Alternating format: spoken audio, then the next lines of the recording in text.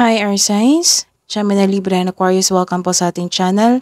At ito ang yung Daily Gabay Tarot Love Reading for October 24, 2023. Please be reminded that this is channel reading po, so maaari kayo makarelate o hindi. Just take what resonates.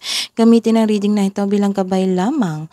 Balik po kayo dito bukas para sa ating Daily Gabay Tarot Love Reading. Please like, subscribe, and click bell button for notification para po updated kayo sa daily tarot reading natin. Para po sa gusto magpa-reading, maaari nyo pong makuha ang link. Nasa description box po ito. Message nyo lang po ako sa messenger. Maraming salamat po. Spirit guys, ano po ang ganap today para po kay Gemini, Libra, and Aquarius sa mga single po ngayong October 24, 2023? You are feeling not enough. Naging frustrated po kayo noon sa past love nyo, sa inyong relasyon. Attend kayo ng engagement party dito. Oo, nag-commit ka na, attend ka. Naghiwalay pala kayo noon kasi dahil sa selos. Sa mga may relasyon, nagkaroon kayo ng date, mag-uusap. You're taking risk. It might be may pag-uusap kayo regarding sa inyong trabaho, sa inyong ipon, ganon. Sa inyong plano. So you're taking risk. Alamin natin. Let's see the clarification po.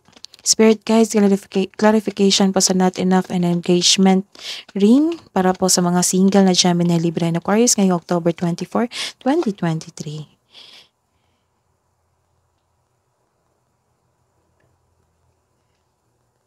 Clarification po sa 8 of Cups reverse. Clarification po sa Coffee Cup and Hand of Cards para po sa mga may relasyon.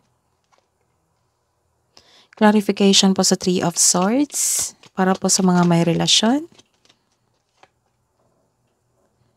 Ayusin lang natin.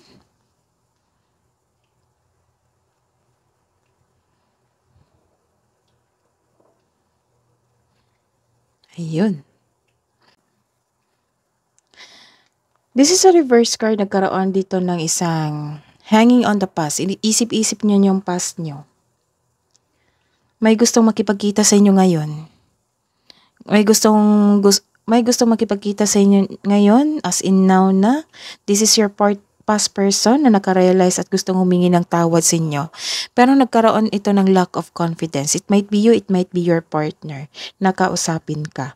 May nakita rin akong dito na hindi kontento. Oo, hindi kontento sa inyong buhay, sa inyong status ngayon. This card tells you na there is something better for you. Kaya itong disappointment is temporary lamang. Masaya kayo ngayon. After all, masaya kayo ngayon kasi nag-attend kayo ng party dito, 'di ba? Engagement party, wedding anniversary or wedding. Oo. Nagkaroon dito ng party. Masaya kayo ngayon, sineselebrate nyo yung engagement, kasal, ayun. Sa mga bagong kasal, nag-attend kayo ng party. Ayun, ini-enjoy mo yung pagiging single mo at ilan sa inyo ay handa na pumasok sa isang relasyon.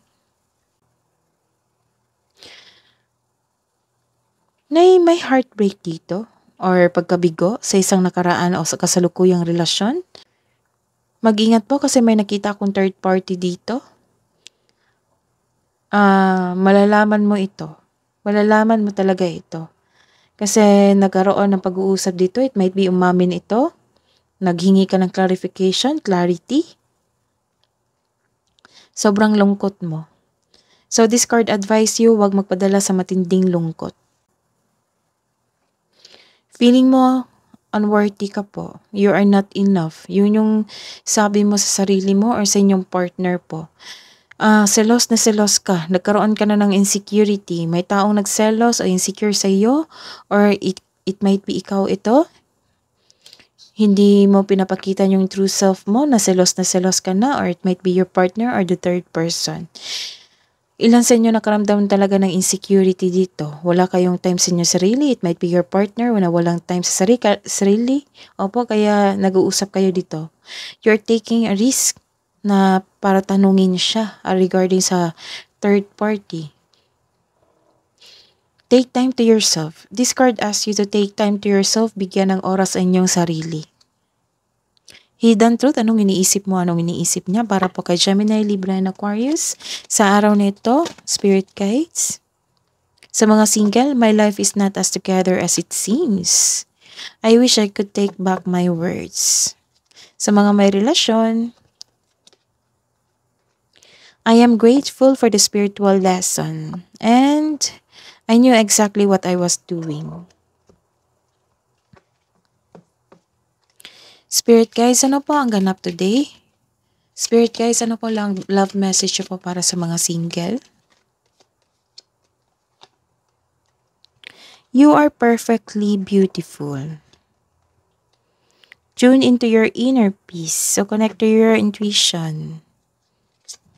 Love advice po para sa couple natin na Gemini, Libra, and Aquarius. Emotions. Look deep within your emotions and magkaroon talaga ng away dito, argument or pag-uusap na naging intense. The intensity of a true soul connection includes great highs and lows.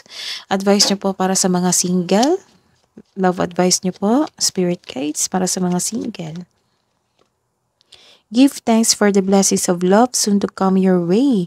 Know that you deserve to be happy and have all that your heart truly desires. Sa mga may relasyon, sacred union. Honor and treasure your relationship for it's truly sacred. Nagkaroon talaga na pag-uusap.